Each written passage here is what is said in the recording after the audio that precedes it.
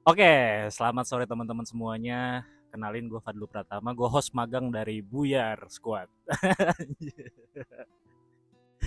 Nah, sebelumnya kan teman-teman gue kemarin udah bahasin tentang pemberontakan-pemberontakan yang terjadi di Indonesia nih, yang akan mengarah pada akhirnya ke pemberontakan G30 SPKI nanti tanggal 30 September. Tapi sebelumnya, ceritanya kan selesai ketika Raden Wijaya itu diasingkan ke Mojo oleh Jaya Katuang. Jadi inilah ceritanya Raden Wijaya diasingkan ke Mojo oleh Jaya Katuang. この番組はポニーキャニオンとご覧のスポンサーの提供でお送りします。 Raden Wijaya setelah diasingkan ke Mojo oleh Jaya Katuang, dia tuh sebelumnya mampir dulu ke daerah Sumenep dan dia menemui Adipati Sumenep yang namanya Arya Wiraraja. Nah, tujuannya dia ke Sumenep itu awalnya memang cuman untuk nitipin istri-istrinya nih yang ada 4 orang. Nah, nama-namanya itu satu ada Tri Buwaneswari, yang kedua ada Narendra Duhita, yang ketiga ada Jaya Rendra Dewi, yang terakhir ada Gayatri. Nah, yang paling penting ini ada dua nih. Yang pertama si Tribuaneswari ini, dan kedua ada Gayatri yang terakhir, karena mereka pada akhirnya nantinya akan melahirkan raja-raja untuk kerajaan selanjutnya. Nah, kalau si Tribuaneswari dia akan melahirkan raja namanya Jayanegara. Ingat dulu Jayanegara, oke? Nah, sementara Gayatri akan melahirkan Tribuana dan Raja Dewi Maharajasa. Nah, mumpung lagi di Sumenep nih, Arya Wiraraja bisikin lah sama si Raden Wijaya, bro, daripada lu cuman nitipin istri lu ke gua, kita ngopi dulu ya, kayak gitu. Sambil si Arya Wiraraja ini ngebisikin ke Raden Wijaya bahwa lu tuh nggak seharusnya begini bro, lu nggak seharusnya terasingkan. Padahal lu kan seorang darah biru nih, lu anak raja yang hak atas tahtanya. Nah, Raden Wijaya tertarik dong. Bener juga nih, gue tidak pantas diperlakukan seperti ini oleh si Jaya Katuang. Dari pertemuan itu akhirnya timbullah negosiasi nih antara Raden Wijaya sama Arya Wiraraja, yang mana Raden Wijaya ingin merekrut nih si Arya Wiraraja untuk menjadi pasukannya dia, untuk menjadi sekutunya dia, dan nanti Arya Wiraraja bakal dikasih wilayah sama si Raden Wijaya. Kerajaannya bakal jadi dua kalau mereka sudah berhasil merebut kerajaan Kediri dari tangan Jaya Katuang. Nah, setelah negosiasi itu terjadi, Raden Wijaya lanjut perjalanannya ke Mojo, karena memang aslinya kan dia akan diasingkan ke Mojo untuk ngumpulin pasukan nih. Dia rekrut sebanyak-banyaknya pasukan di Mojo. Dia menjadi open recruitment. Nah, setelah berhasil rekrut sebanyak-banyaknya orang, terkumpullah ada pasukan di Mojo. Sama di Sumenep juga, karena kan itu base markasnya si Arya Wiraraja ya. Arya Wiraraja mengirim pesan ke Raden Wijaya. Nah, setelah berhasil mengumpulkan pasukan dan mempunyai sekutu di Sumenep, pada tahun 1293 Masehi ada kabar nih bahwa pasukan dari kerajaan Mongol sudah datang dan berlabuh di Tuban.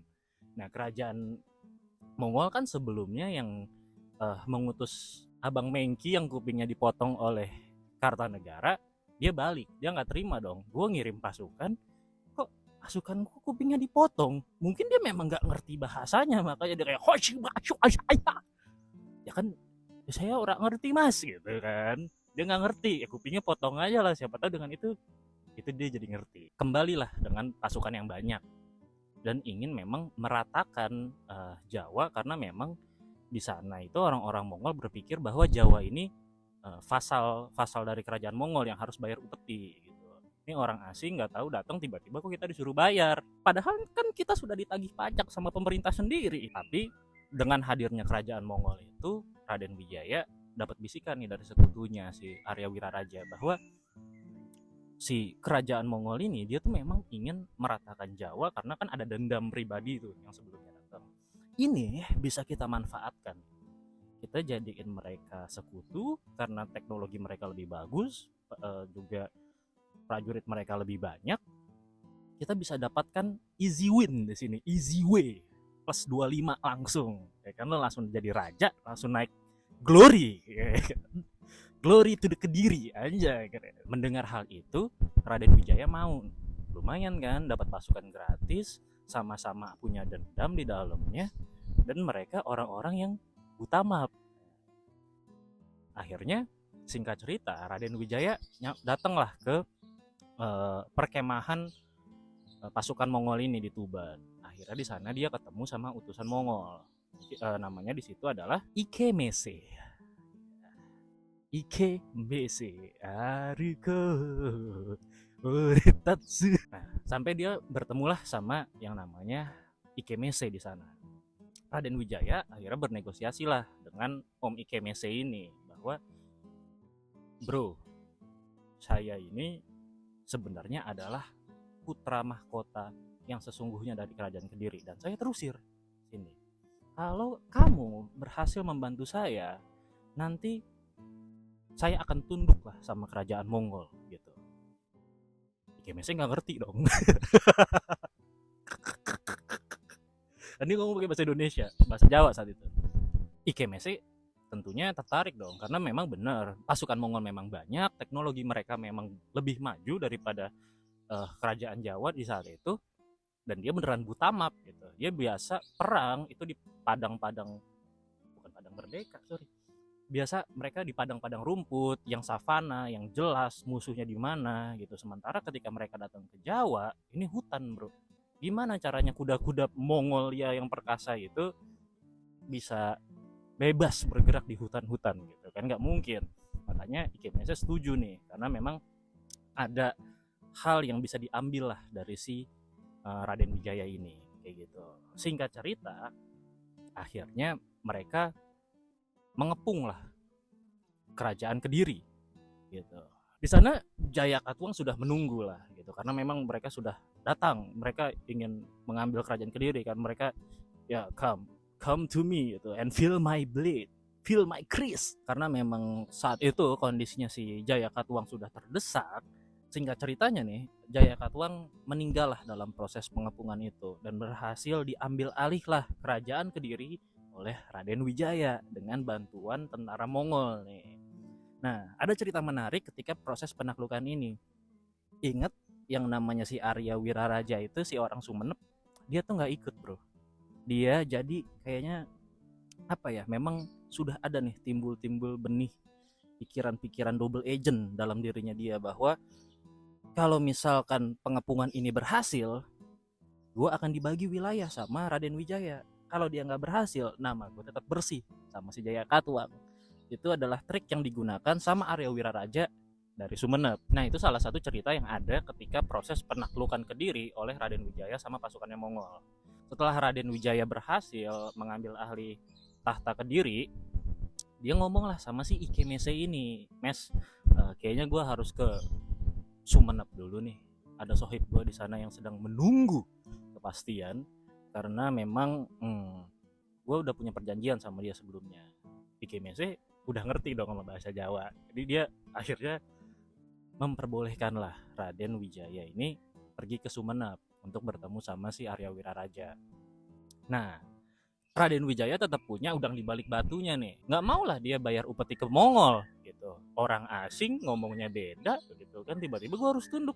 Siapa lu? Pergilah si Raden Wijaya ini ke Sumenep, ingin menemui Arya Wiraraja untuk membahas apa nih plan kita selanjutnya, apa nih goals kita selanjutnya setelah gue berhasil menaklukkan Kediri.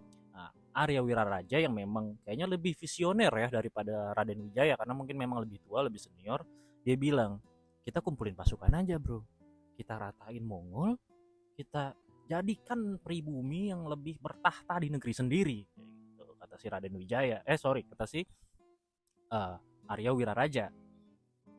Setuju dong si Raden Wijaya, ngapain gue udah berhasil jadi raja, gue udah ambil glorinya nih, terus gue harus tunduk lagi sama Khan yang tidak tahu dari mana itu, ya kan? Ikemese siapa gitu, raja harus ngomong sama raja kalau mau, kita bagi-baginya sama raja. Lau pikir lau siapa, bos? Pikiran dong dia kayak gitu. Setelah setuju dengan idenya dari Arya Wiraraja, akhirnya Raden Wijaya pergilah ke Mojo, balik lagi nih dia, ngambil pasukannya dia, gabung sama pasukan yang di Sumenep, dia meratakanlah pos-pos dia meratakanlah pos-pos pasukan-pasukan Mongol sampai pada akhirnya ke Tuban, kayak gitu. Mereka terdesak, mereka nggak bisa pulang lagi takutnya gitu, karena kan ketika Mongol pergi ini, datang dan pergi, dia harus ada yang namanya angin muson ya. Angin muson ini berhembusnya 6 bulan sekali. Nah kalau dia lewat angin muson itu, mereka bener-bener nggak bisa pulang. Akhirnya karena udah bener-bener diratain sama si Raden Wijaya, Mongol pulang lah gitu dengan tangan kosong, karena udah dikibulin 2 kali. Yang pertama kuping temennya dipotong, yang kedua pasukannya diratain, jangan sentuh Jawa. Nah selanjutnya adalah masa kepemimpinannya Raden Wijaya. Setelah menjadi raja di Kediri, dia kan akhirnya menggantilah nama kerajaan ini menjadi Kerajaan Majapahit. Ceritanya ya lu bisa baca sendiri kenapa namanya jadi Majapahit. Di situ gue nyeritain di sini adalah bagaimana tetap ada nih alur-alur pemberontakan yang terjadi even dari zaman Majapahit. Setelah Raden Wijaya menjadi raja di Kerajaan Majapahit, hidupnya ternyata nggak tenang, Pak. Ada banyak keresahan, ada banyak kebingungan yang terjadi dalam dirinya dia. Harta dan kekuasaan itu nggak membuat dirinya menjadi tenang. Justru di situ dia malah menjadi cemas dan jadi apa ya? Kalau kita sebut sekarang mungkin paranoid kali ya. Walaupun setelah dia menjadi raja, kan dia tadi kenal nih sama yang namanya Arya Wiraraja yang orang dari Sumenep ini. Akhirnya dia dijadikanlah pati kerajaan Majapahit dari daerah Sumenep. Nah di situ tuh ada 2, ada Arya Wiraraja sama Ranggalawe sebagai pati kerajaan.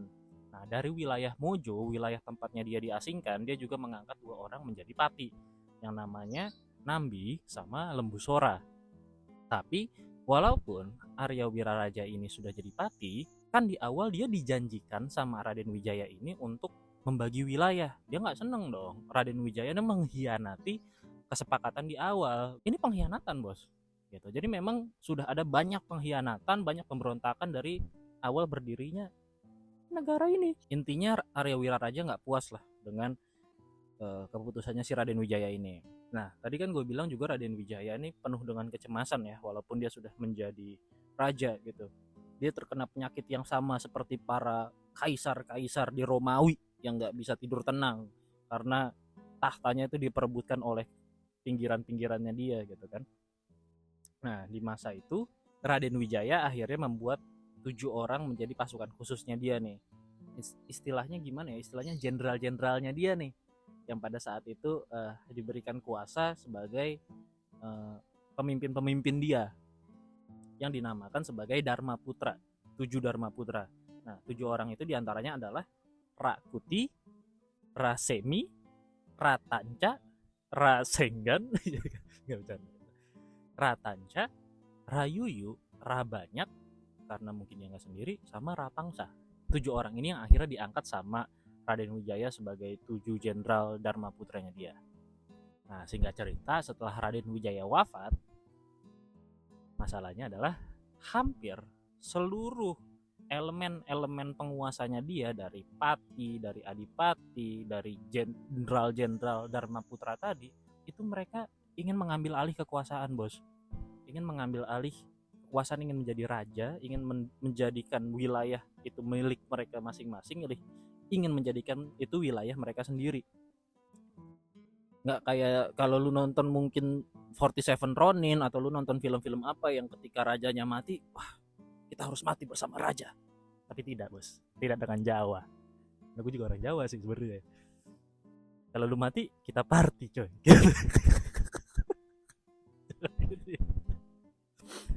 Jadi ketika Raden Wijaya mati, mereka party gitu. Mereka nggak apa ya, mereka justru menunggu-nunggu momen Raden Wijaya mati gitu. Sampai pada akhirnya ketika terjadinya kekosongan di tahta Majapahit, banyak pemberontakan yang diinisiasi oleh pati-patinya, adipatinya, sama bahkan 7 jenderal Dharma Putranya itu tadi. Nah dari cerita-cerita pemberontakan ini ada banyaklah pemberontakan yang terkenal, tapi gue mungkin akan ceritain salah satunya aja yang paling berdampak lah pada kerajaan Majapahit ini. Salah satunya pemberontakannya si Ratanca. Nah singkat cerita, ketika banyak terjadi pemberontakan itu, ada salah satulah tokoh yang bersinar nih. Time to shine-nya dia saat itu ketika terjadi banyak pemberontakan, dia akhirnya bersinar dari pemberontakan itu. Salah seorang pati yang namanya sangat terkenal, yang sumpahnya untuk tidak makan dan tidak hidup enak sampai Nusantara ini bergabung jadi satu, siapa lagi kalau bukan Gajah Mada. Gajah Mada di situ bersinar karena dia berhasil membungkam banyak pemberontakan-pemberontakan yang terjadi pada saat kekosongan tahta setelah kematiannya Raden Wijaya. Sampai pada akhirnya anak dari Raden Wijaya, putra mahkotanya ini yang bernama Jayanegara, bisalah untuk mengambil alih kekuasaan pada saat itu. Tapi memang sama seperti bapaknya, hidupnya nggak tenang coy. Justru banyak ancaman-ancaman dari sekitarnya dia. Salah satunya dari Ratanca yang gue bilang tadi. Nah, Ratanca ini adalah ahli medis dari kerajaan Majapahit kan. Dia salah satu Dharma Putra karena Jayanegara ini tidak memperbolehkan dua saudaranya, yaitu Raja Dewi dan Tribuana, yang anaknya Ibu Gayatri.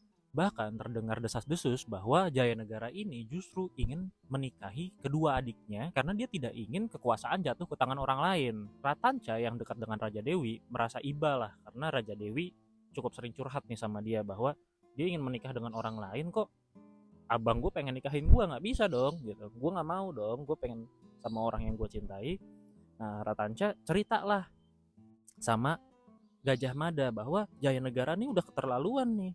Masa adik-adiknya Raja Dewi sama Tribuana nggak boleh menikah? Bahkan terdengar kabar bahwa dia ingin menikahi keduanya. Di situ Gajah Mada diem aja. Gajah Mada nggak ngomong apa-apa, tapi kita nggak tahu ya apa di isi hati dan kepalanya Gajah Mada pada saat itu. Sampai pada akhirnya suatu hari Jayanegara terkena penyakit bisul. Karena Ratanca ini adalah dokter kerajaan, dia orang yang ahli medis, dan mungkin pada saat itu belum ada namanya antibiotik ya untuk mengobati bisul-bisul. Jayanegara diobatilah sama Ratanca ini. Di situ posisinya mereka cuma bertiga, ada Jayanegara, ada Ratanca, sama si Gajah Mada. Dia lagi di ruangan pengobatan, dan disitulah Jayanegara akhirnya dibunuh sama Ratanca. Nah, melihat kejadian begitu, Gajah Mada nggak bisa tinggal diam. Gajah Mada pada akhirnya juga membunuh Ratanca pada saat itu. Jadi matilah dua orang di situ, Jayanegara dan Ratanca. Dan Gajah Mada yang pada akhirnya selamat sendiri, dia menceritakanlah kejadian itu sama orang-orang lain. Tapi konspirasinya ya karena memang sejarah ditulis oleh pemenang ya. Konspirasinya justru di situ Gajah Mada juga pingin Jayanegara mati, tapi dia nggak pengen mengotori tangannya sendiri. Makanya dia menggunakan tangannya si dokter Ratanca itu. Karena Gajah Mada, kalau Ratanca kan tadi lebih dekatnya sama si Raja Dewi ya.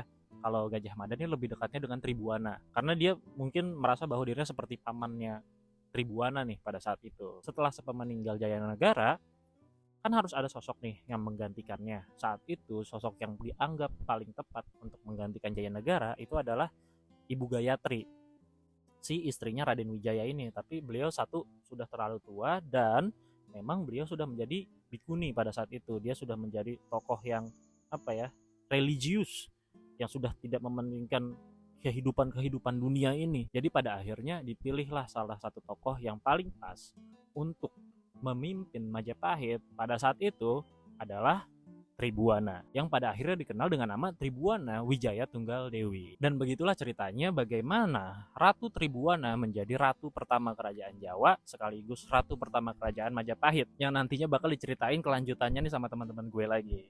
Nah, segitu aja pertemuan kita pada hari ini. Gue Fadlu Pratama, host magang dari Buyar Squad. Salam.